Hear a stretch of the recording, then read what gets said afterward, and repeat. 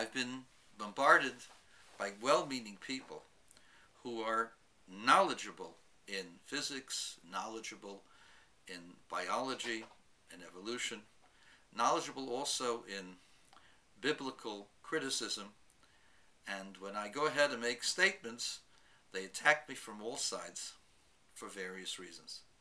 I'll make a little bit of a concluding remarks from the information that I gathered from some of you out there.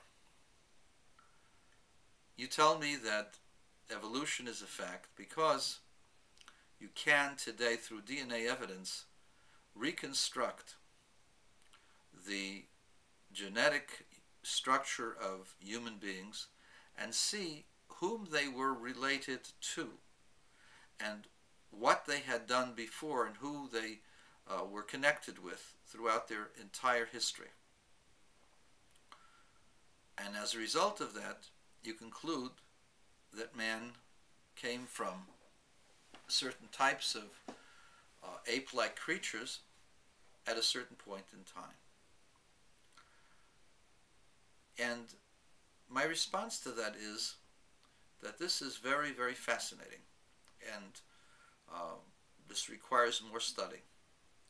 However, these are the points I wish to make at this time.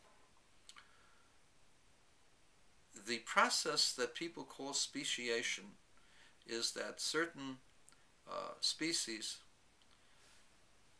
go off on a tangent and develop differently from other species that are found in a different place. And eventually, these species that were the same when they started start separating and become two different populations, each with their own unique type of existence. My problem with that is as follows. Number one, the original species should not have to die out, as they claim. You had the situation where they found the black moths and the white moths, and the black moths were better fit for survival against the white moths because the black moths could blend in better with the factory buildings. But the white moths didn't die. They didn't disappear. They survived. How did they survive? God only knows, but they survived.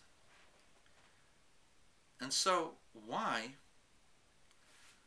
did the ape creature that was the father or the grandfather of the men and the chimpanzee, why did that all of a sudden disappear? Why did every single member of that type of existence disappear? It shouldn't have disappeared. Some of that species become man, some become chimps, and some remain.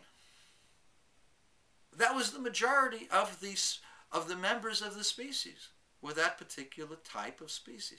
But there's always evolution. Yes, evolution in small pieces, but not evolution necessarily in large pieces. The ones who did large pieces had to be a minority. And even if they attacked and overwhelmed the positions of the original species, some of them must have remained. After all, they started out as a majority. I'll give you an example. Scientists claimed that certain types of fish developed fins that allowed them to walk on the bottom. And this was the beginning of walking creatures. And one of them was the coelacanth that supposedly died 80 million years ago. And this coelacanth eventually developed legs and became a legged creature, the forerunner of maybe the shrimps, the lobsters, the cockroaches, who knows? But it became a legged creature. Lo and behold, the coelacanth is still alive and well with the same fins 80 million years later, hasn't even grown a stubby toe. Why is that?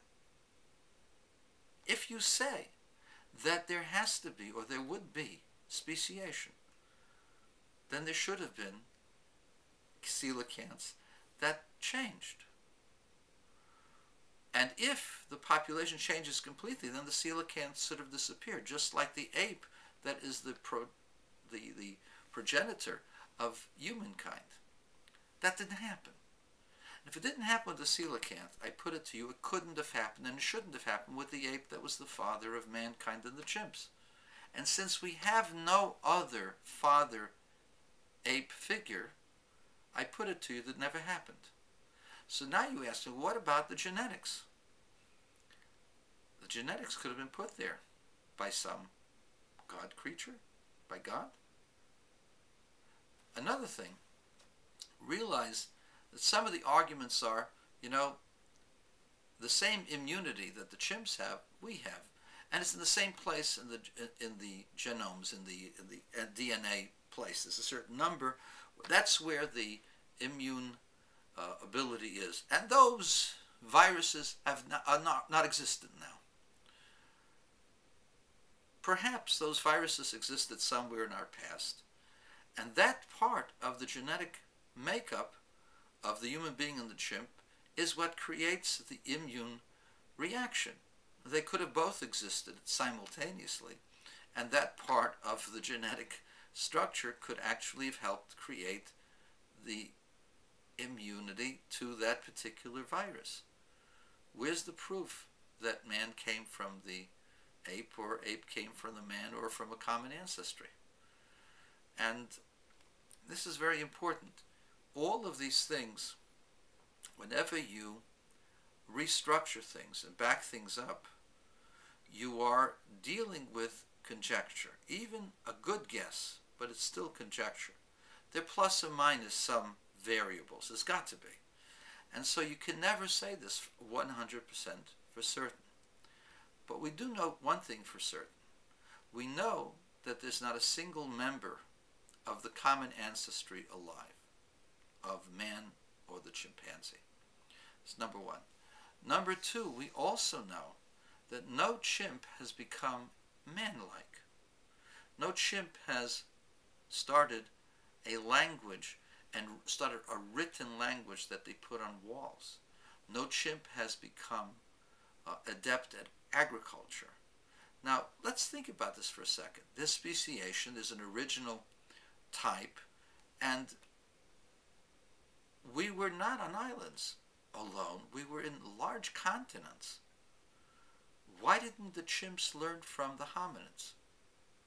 The hominids are having a good time eating a lot of stuff because they're planting food, or they're learning to hunt. And why can't the chimps do that? Well, they become faster. Yes, they become faster, but they're not doing it as good as the hominids. And in fact, the area where the chimps are and the area where the hominids are, the chimps are getting smaller and smaller, their area. The hominids are getting bigger and bigger. Why is there no movement for the chimps to become man-like? Because if this is a good fortune of mutation, mutation is a constant process. There should be mutation toward greater intelligence. It would be an advantage to the chimp to be more intelligent, to be able to hunt, to be able to fish, to be able to grow things, to be able to transmit its information.